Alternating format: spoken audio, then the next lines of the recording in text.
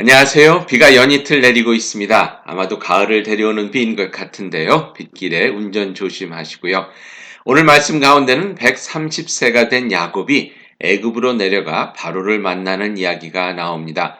먹을 것이 없어서 피난 온 꼬질꼬질한 난민 노인네가 당시 세상을 주무르는 바로 왕 앞에 선 것입니다. 더구나 그는 애굽 사람들이 천히 여기는 히브리 사람이요. 또한 애굽에서 천히 여기는 목동 일을 하던 사람이었습니다.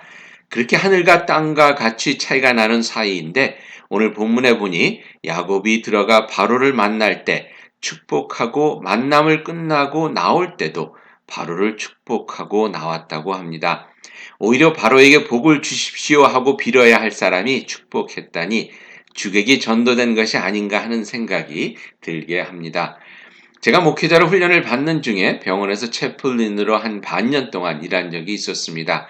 매일같이 병동을 돌며 환자들과 대화를 나누고 그들을 위해서 기도해주고 또 함께한 가족들을 격려해주고 하는 것이 주된 일이었는데요. 그런데 그때 가장 힘들었던 일 중에 하나가 응급실을 방문하는 것이었습니다. 응급실에서 막 아파하는 환자들 앞에 목사가 할 수 있는 일은 그야말로 별로 없었습니다. 어느 환자의 요청대로 그저 의사나 빨리 불러다 줄 수 있는 일이 다일 수 있는 그런 상황에서 정신없이 움직이는 의사들에게 걸리적거리지 않게 몸을 피해주는 것이 채플린이 할 수 있는 일의 전부처럼 느껴질 때도 많았고요. 그런데 그런 응급실에서 채플린을 급하게 찾을 때가 있었습니다. 환자가 임종을 앞두고 있을 때입니다. 인간이 할 수 있는 일을 다 하고 이제는 더 이상 할 수 있는 일이 없을 때 인간의 연약함이 그대로 드러날 수밖에 없는 그런 상황에서는 어떤 모습이라도 하나님을 찾게 되는 것을 경험해 본 적이 있습니다. 그때를 생각하며 진정 세상이 줄 수 없는 것을 우리는 가지고 있다는 것을 다시금 깨닫게 됩니다. 오늘 본문에서 바로 왕은 세상의 모든 것을 가졌을지 모르지만 야곱이 보기에는 진정 중요한 하나님의 복을 가지지 못한 불쌍한 인생이었던 것입니다. 그렇게 그는 감히 손을 들어 그 모든 부귀영화를 결국에는 모두 땅에 두고 떠나야 하는 그 불쌍한 영혼 바로를 축복해 줄 수 있었던 것입니다. 여러분은 비록 세상의 눈으로 보았을 때 별 볼 일 없는 사람처럼 보일지 모르지만 오히려 그 세상을 축복해 줄 수 있는 하늘의 귀한 영생을 가지고 있는 그런 귀한 하나님의 자녀라는 것을 아시죠?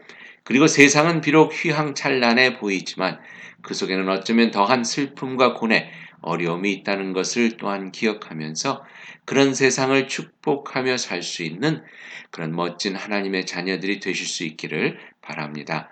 오늘 땅을 은혜로 적시며 내리는 빗줄기에 여러분의 기도를 담아 이 땅을 축복함으로 하루를 시작할 수 있기를 축원드립니다. 기도하시겠습니다.